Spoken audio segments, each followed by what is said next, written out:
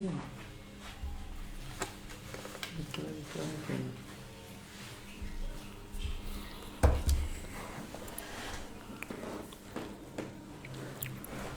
buenas noches, Ahora, ¿cómo están? Buenas noches una vez más. Estamos prosiguiendo nuestra actividad académica por este medio que nos ha proporcionado la tecnología. Y bueno, un poco de chiste nomás antes de arrancar. Cuando estaba hablando de medios, nos estamos refiriendo a un medio de comunicación.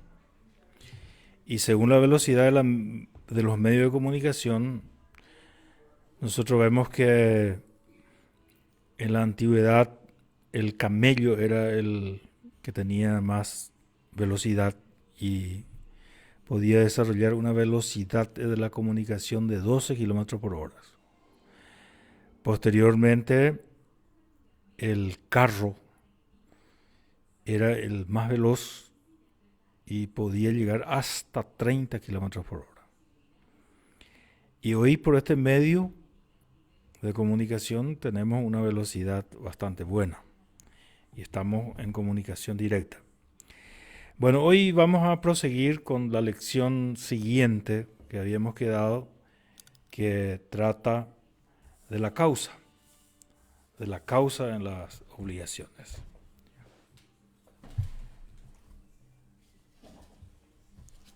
Corresponde a la lección 23, elementos de la relación obligatoria, la causa, dificultad de la materia, aparición del problema de la causa en el campo del derecho, la doctrina causalista, el anticausalismo y los grandes civilistas europeos. Bueno, el problema de la causa en realidad no se tenía hasta hace bastante poco, no se tenía aún en la mira para poder someter a una de las controversias más importantes en el campo del derecho. Por ejemplo, Gallo decía que la fuente de la obligación era simplemente el delito y los contratos y varias otras causas.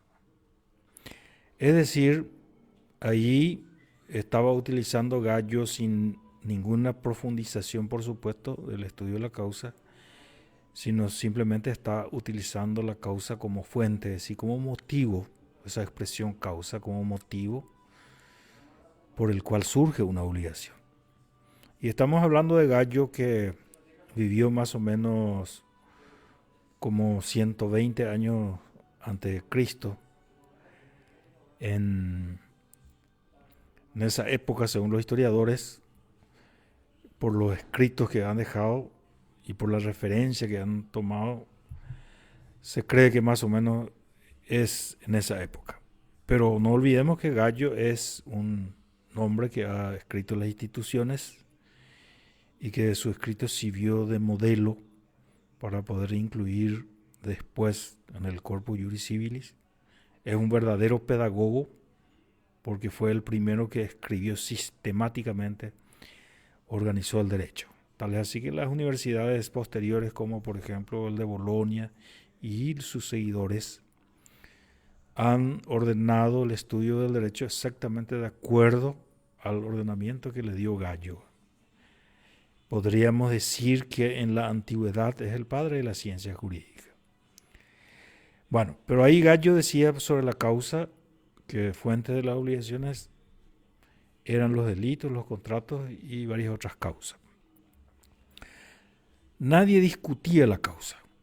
Hasta los estudiosos del derecho que precedieron al Código de Napoleón, como Domat y Potier, donde consideraba que la causa era un elemento esencial en los contratos. Por eso decía Domat y Potier que la causa en una obligación es el fin material que buscaba ese contrato. Por eso, por ejemplo, no era un fin psicológico. Por eso decía que en un contrato de compra-venta, la causa de la obligación es la contraprestación. Para el vendedor es el precio y para el comprador es la cosa vendida o adquirida. Entonces, la causa en una obligación es la contraprestación.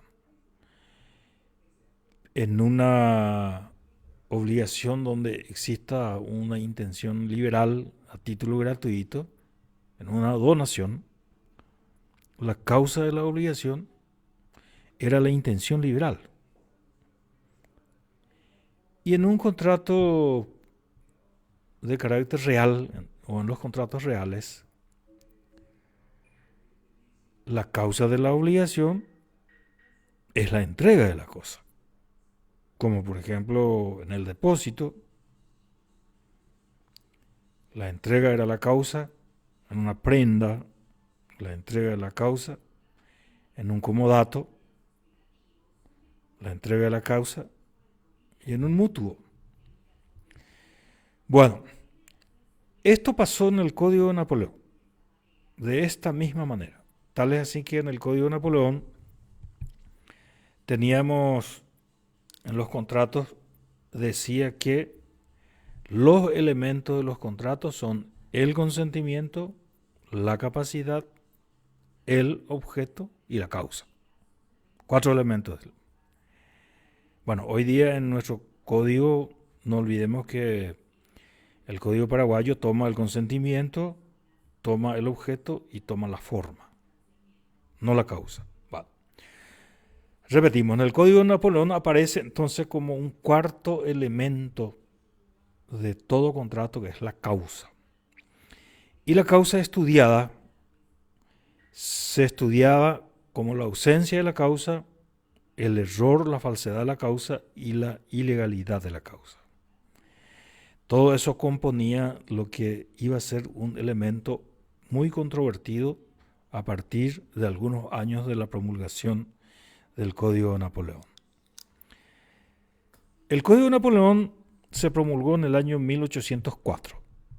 Desde su promulgación en adelante, en los primeros años, nadie ponía en tela de juicio ni en discusión, ni siquiera percibía que el elemento causa así explicado realmente no correspondía, hasta que en el año 1926, es decir, 22 años después de la promulgación del Código de Napoleón, en Bélgica, Hertz es que escribió un artículo criticando duramente a la teoría de la causa incluida dentro del código, diciendo que existe una confusión muy grave porque nunca la contraprestación puede ser la causa de una obligación, porque en ese caso se está confundiendo con el objeto. El objeto del contrato va a ser, en este caso, la compra-venta, la transmisión dominial, y eso no puede ser de ninguna manera la causa. La causa es una, así concebida, constituye un grave error y una confusión muy grande entre lo que son los elementos en un contrato y lo que podría ser también un motivo o una finalidad psicológica que puedan perseguir las partes. Bueno, desde 1926 pasaron también más o menos 80 años para que las críticas podían ser más duras. Entre Planiol y ya en 1926, Planiol desató una crítica diciendo que la causa es simplemente falsa e inútil dentro de una legislación, dentro del ordenamiento positivo, porque la causa no ha aportado absolutamente nada Al contrario, es simplemente un motivo de controversia y un motivo de duras polémicas para poder tener un elemento muy endeble, muy frágil, muy controvertido y que no es otra cosa más que un semillero de problemas en todas las interpretaciones contractuales. Por tanto, decía que es una teoría falsa e inútil incorporada en el Código de Napoleón. Pero vemos que otro jurista muy importante que seguía su misma línea de crítica fue en el año 1906, que es Laurens. Laurens diciendo lo mismo. Pero es forma increíble que el Código Civil de Vélez-Sarsfield había recogido en 4 artículos las disposiciones del Código de Napoleón, porque tomó la causa como un elemento necesario en todas las obligaciones. Toma la causa diciendo en el artículo 499 del Código Civil argentino de que no existe una obligación sin causa. Una obligación fundada en las disposiciones de la ley, de los actos lícitos, ilícitos o de las relaciones de familia. Siempre debe fundarse en una de esas causas. Por tanto, puede ser los actos voluntarios, que son los actos lícitos, o a veces en los daños imputables, los actos ilícitos, o en las relaciones de familia que surge de la ley o de la ley misma. Siempre de algún lado debe surgir la obligación. La obligación no puede nacer por generación espontánea. Siempre debe tener una causa. Eso es lo que sostiene, siguiendo al Código de Napoleón, el Código de Vélez-Sarsfield. Luego dice que crea una presunción de las causas que en todos los actos jurídicos, aunque la causa no se manifieste, se presume su existencia, salvo prueba en contrario. Luego dice que aunque se fundara en una causa irreal, pero si la causa verdadera fuese una causa lícita, igual la obligación tiene validez. Y por último, dice que es nula toda la obligación que se funde en una causa ilícita. La causa ilícita. Muy bien, 4 artículos que contenía el Código Civil argentino, el Código Civil de Vélez.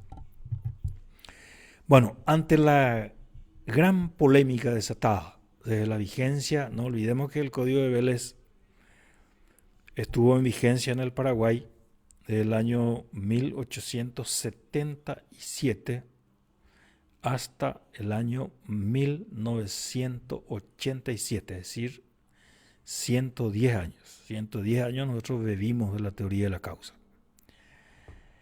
Muy bien. Esta causa es como elemento tan controvertido, fue resueltas esas controversias en numerosos casos, tanto en la jurisprudencia argentina como en la jurisprudencia nuestra. También de una manera contradictoria. En algunos casos, en la presunción de la causa, en otros casos en que no existía causa de la obligación, y en otros casos en que existía una causa ilícita y motivaba la nulidad del contrato. Bueno, en esa disyuntiva se estudia la teoría de la causa en el anteproyecto del Código Civil de Gasperi. El profesor de Gasperi, en su estudio, llega a la conclusión diciendo de que para el código que estaba proyectándose, la causa es la intención motivada. La intención motivada, que es una intención distinta a la intención de la gente. Que una intención es la motivación por la cual le lleva a un ser humano a asumir una obligación o a realizar un acto jurídico. Esa es la causa según el profesor de Gasperi en su proyectado código que estaba haciendo. Bueno, pero cuando llegó el momento de la discusión en la Comisión Nacional de Codificación, que no olvidemos, en la Comisión Nacional de Codificación, nuestro código estuvo por 20 años aproximadamente, porque se entregó en el año 1964 el anteproyecto, y luego fue sancionado en el Parlamento en el año 1985. Significa 21 años después. Y se dio esa vacatio legis para estudiar de un año, el año 1986, y entró en vigencia el código en el año 1987, el 1 de enero.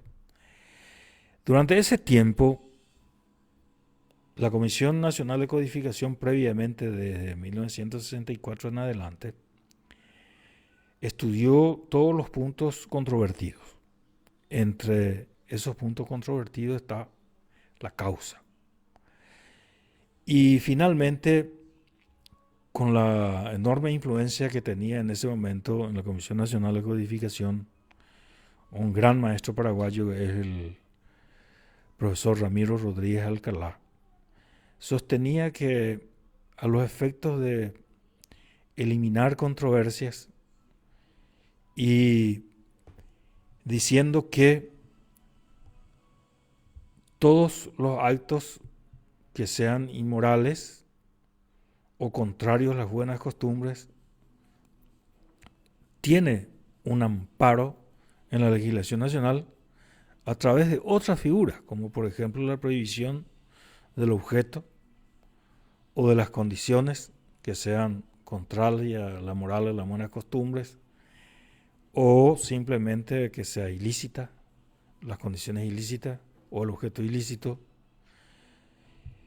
etcétera, encuentra la solución a los problemas jurídicos que atentan contra la moralidad. Y para el caso de la desproporción injustificada entre las prestaciones, que sería también, puede ser una falta de causa, tiene una solución jurídica a través de otro instituto que es la lesión. Bueno, en ese contexto, con ese temperamento, la discusión en la Comisión Nacional de Codificación, que finalmente se resolvió eliminar la causa como elemento de la obligación o elemento de los contratos, pero también de los actos jurídicos.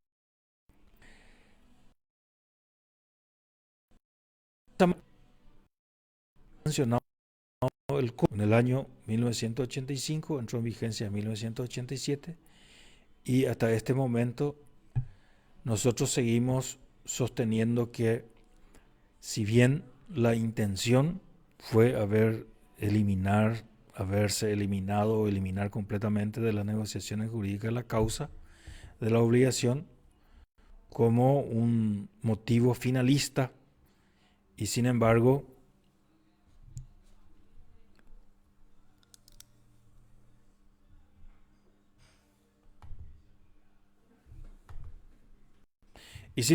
vemos, por ejemplo, en algunas disposiciones legales donde finalmente no puede desprenderse de la causa. Así tenemos, por ejemplo, en el artículo 1801, nos dice que la promesa de pago o el reconocimiento de una deuda exime a aquel a favor de quien se otorgue de probar la relación fundamental, la existencia de ésta se presume, salvo prueba en contrario. Para que la promesa se convierta en causa de la obligación, debe distinguírsela por escrito. Debe consignársela por escrito. Esto significa claramente de que en una obligación cualquiera, donde no figure la causa de la obligación, se va a presumir la existencia de la causa siempre y cuando se consigne por escrito, salvo prueba en contrario, lo que implica es que el obligado va a tener la posibilidad de poder demostrar la falta de causa o la inexistencia de la causa. En consecuencia, el código está admitiendo literalmente la existencia de la causa dentro de la obligación. Pero por otro lado, nosotros cuando estudiamos en la teoría del error y se admite la anulabilidad del acto por error en la causa principal del acto, es decir, ahí se estudia nuevamente la teoría de causa para conocer cuál es la principal del acto. Y finalmente, por ejemplo, el que paga lo indebido, paga sin razón, sin motivo, paga sin causa, entonces está autorizado a repetir lo pagado. O en el enriquecimiento sin causa, significa que hay un enriquecimiento sin motivo jurídico. Y en consecuencia, se debe una indemnización en la medida del enriquecimiento o la restitución del bien en caso de que el bien existiera. Bueno, es decir, encontramos un abanico de disposiciones donde hace referencia a la causa. Si bien no lo hace como parte, como elemento de una obligación, y sin embargo va incorporando en varias disposiciones. Porque no olvidemos que nosotros dijimos que en el código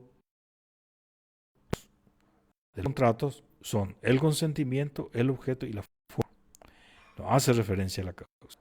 Tampoco hace referencia a la causa como elemento de la obligación en el código. Sin embargo, vemos que en el campo de las distintas disposiciones, vemos que finalmente toma y acepta la causa. Pero después empeora la situación cuando en el Código Procesal admite el juicio posterior a un juicio ejecutivo a los efectos de estudiar la causa de la obligación. En consecuencia, significa que si uno está ejecutado por un pagaré de 100 millones de guaraníes y no existe motivo, y en consecuencia el afectado, una vez concluido el juicio, puede promover el juicio ordinario para decir que no hubo una causa en la obligación.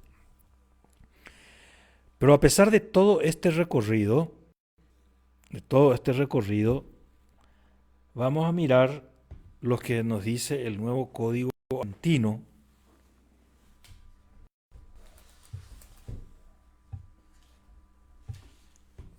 el novísimo Código Argentino, de hace 4 años,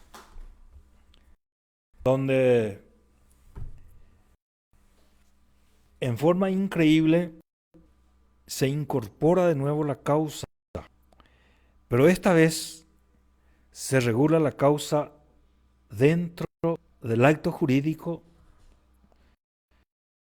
la dentro de los contratos, dedicándolos también 3 artículos. Causa en los actos jurídicos y causa en los contratos.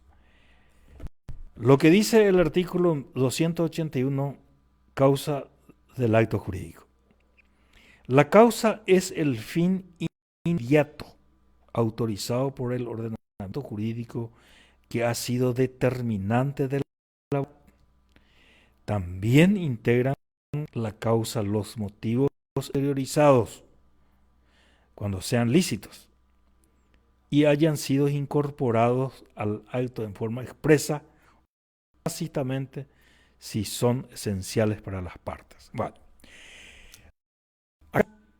que la causa es tomado como un fin inmediato requerido por las partes y autorizado por el ordenamiento jurídico, y otras exteriorizaciones que se han incorporado en forma expresa o tácitamente dentro de lo pactado por las partes. Es decir, acá ha ampliado enormemente el espectro y el abanico de lo que es la causa. Por más, además, buscado, dice que integran otras manifestaciones que van en forma tácita dentro de la negociación. Muy bien. Y finalmente también incorpora la presunción de la causa y dice que en todos los títulos abstractos no se puede estudiar la causa sino una vez cumplida con la obligación. Es decir, autoriza el estudio de la causa en los títulos circulatorios, pero una vez cumplida la obligación. Lo que significa que primero se debe pagar y luego o cumplir con la ejecución o hacer el depósito, lo que sea, para plantear la demanda por la causa. Bueno, esto nos da para pensar y para empezar a estudiar con mayor profundidad. En este país tenemos a un estudioso de este tema de la causa, que es el doctor José Antonio Moreno Rodríguez, quien fue a presentar una tesis en la Universidad de Harvard y otra tesis en la Facultad de la Universidad Nacional de Asunción, donde, siguiendo los lineamientos y la enseñanza del maestro Ramiro Rodríguez Alcalá, él considera que se debe prescindir de la causa.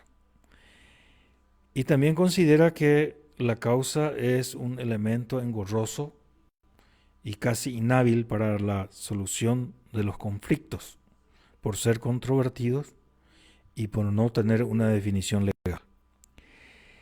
Pero es para preguntarle a él y para que nosotros estemos pensando. Si de Gasperi decía que la causa en nuestro código es la intención motivada, y los neocausalistas como Henri Capitan y Josserand decían que la causa está en los motivos psicológicos, en la intención de las partes, que la causa no está dentro del contrato, no está dentro del acto, la causa está fuera, está en los motivos psicológicos, en el por qué un ser humano asume una obligación. Esa es la posición de Henri Capitan y Josserand. Es decir, se puede decir que más bien es de naturaleza netamente psicológico y esencialmente en las obligaciones contractuales. Y la causa es un elemento esencial porque la misma representa el fin perseguido por las partes al asumir esta obligación o al asumir la obligación de esta naturaleza. Muy bien, ¿y qué dice el nuevo código? El nuevo código argentino dice que la causa es el fin inmediato autorizado por el ordenamiento jurídico, que ha sido determinante de la voluntad. Bueno, ¿cómo se conjuga esto todo esto que estamos estudiando con la intención motivada del profesor de Gasperi. Si existe una coincidencia total o no, o existe una mutación en la idea de la causa. Bueno, estas son las preguntas, son los interrogantes, son los cuestionamientos y son los cuestionarios que va a quedar a cargo de ustedes para profundizar sus conocimientos. Y también le vamos a pedir a Moreno Rodríguez que nos escriba algo sobre este punto. Bueno, por hoy, que ya es un lunes santo donde debemos orar, entonces vamos a elevar nuestra oración para que podamos concluir con este tema del coronavirus y que no nos afecta. Y nos encontremos de nuevo ya próximamente en forma personal. Muchas gracias.